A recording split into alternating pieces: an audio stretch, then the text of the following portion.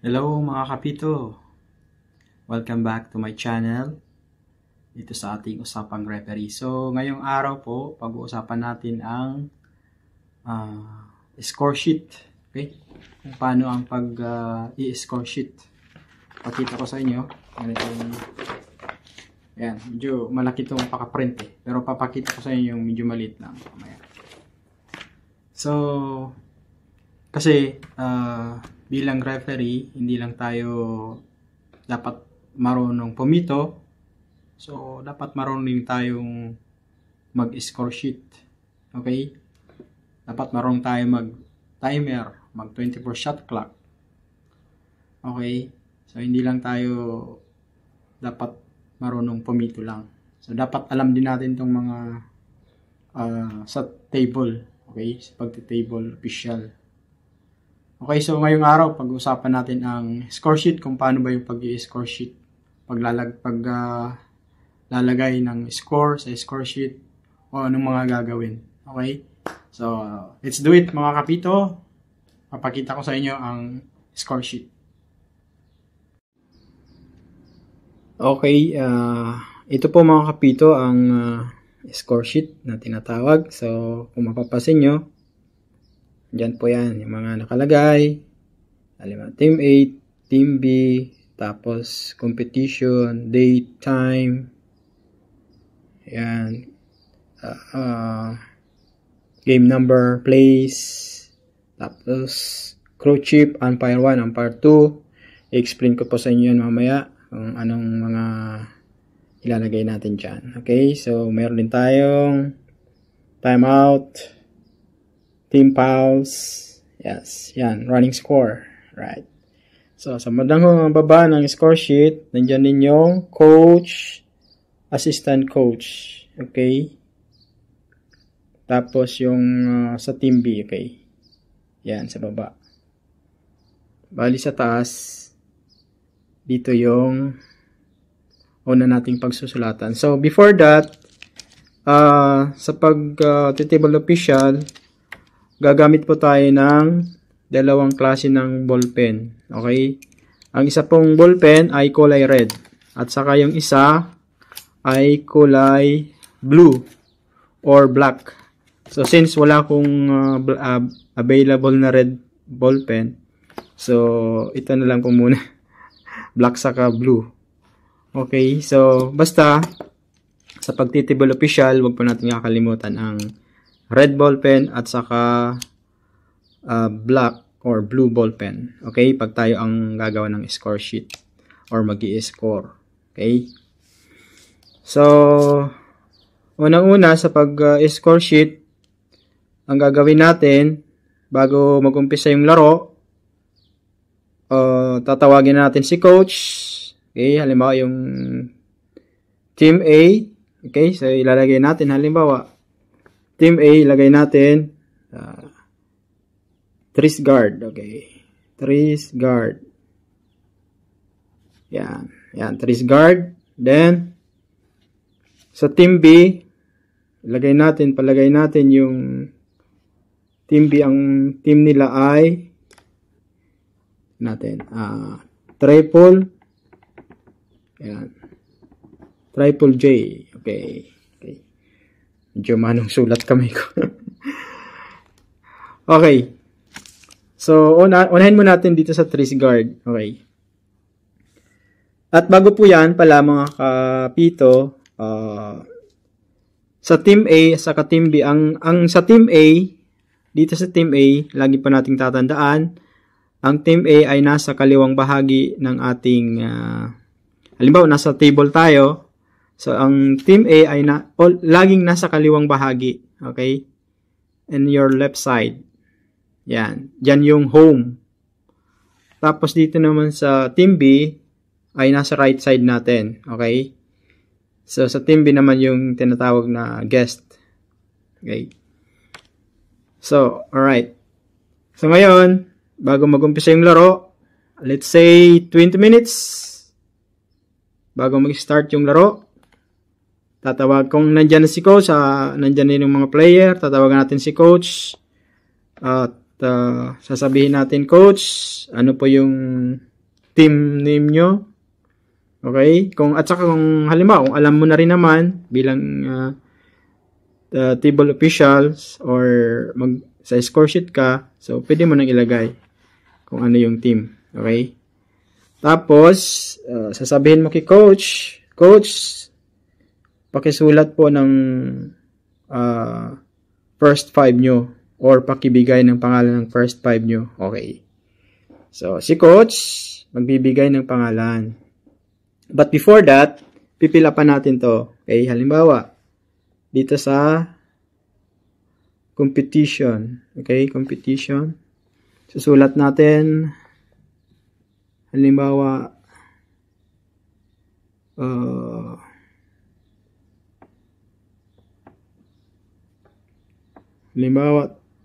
tobacco. Okay. Yan, tobacco. Then, pizza or date. Halimbawa, 01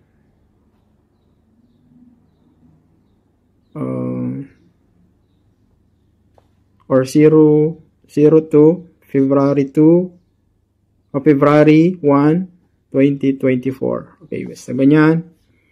Then, dito naman sa time, palagay natin 6 p.m. Okay, lagay natin 6 p.m. Then, halimbawa, game 1. Ilagay natin game 1. Game 1. Tapos, place. Halimbawa, San Lorenzo. Yan, San Lorenzo. Okay? So, okay na. So, ngayon, papatawag natin si coach ng Team A. Or tatawagin natin si Team A. Coach, pakibigay po ng first 5 nyo. So, ngayon, magsasabi si coach. Halimbawa, ang first 5, susulat natin dito. Halimbawa, Rodriguez. Yan. Rodriguez. Tapos, anong number ni Rodriguez? Halimbawa, 14. Okay. Tapos, sunod, si Sanchez. Yan, Sanchez, halimbawa, 1.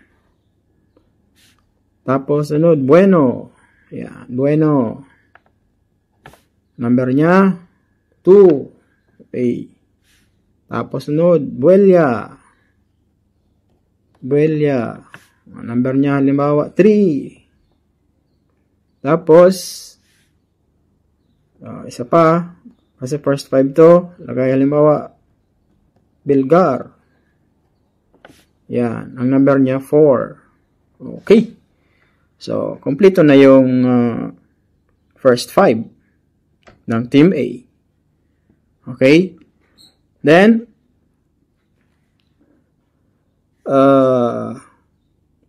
ngayon, tatawagin naman natin si coach ng Team B. Okay. Tapos na tayo sa Team A. So, dito tayo sa Team B. Okay. Yan, Team B. Halimbawa, ang Team B,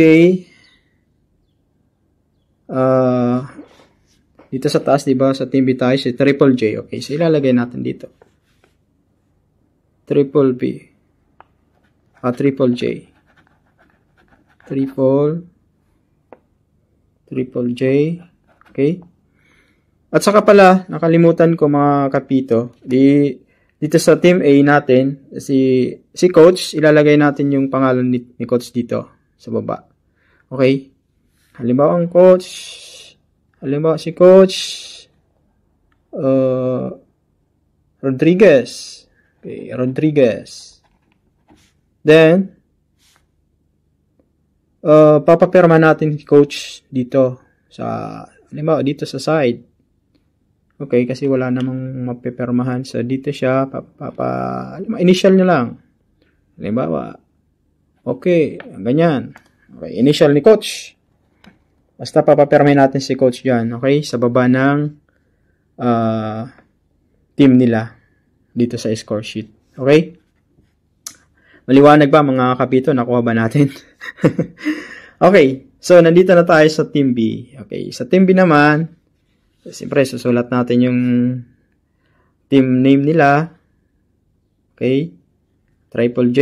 So, tapos, halimbawa, yung mga player naman, ilalagay natin. Coach, anong first five mo? Halimbawa, Marquez.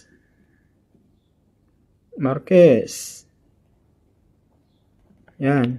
Tama ba? Spelling ko. Tapos, halimbawa si Marquez, number niya, halimbawa, 5. Okay, 5. Tapos, Fernandez. Okay, Fernandez.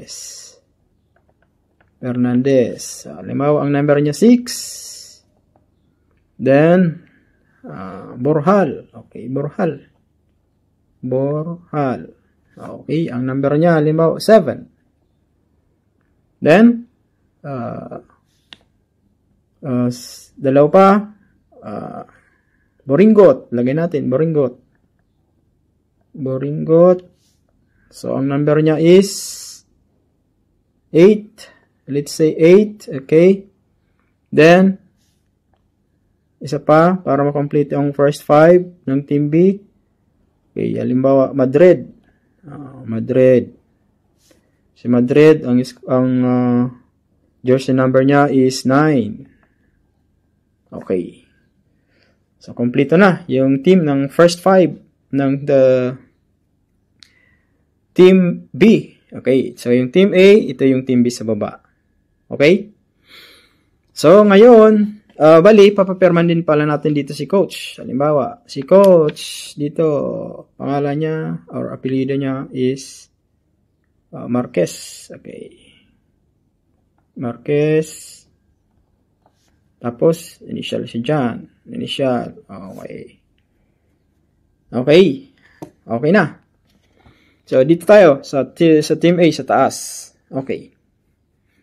So, ngayon, mag-uumpisa na yung laro. At nasa gitna na. Okay, magtutos na. Ngayon, bago magtos, yung referee pala, isusulat muna natin dito. Okay. Yung crew chief. Ang crew chief, ito yung magtutos ng bola. Okay?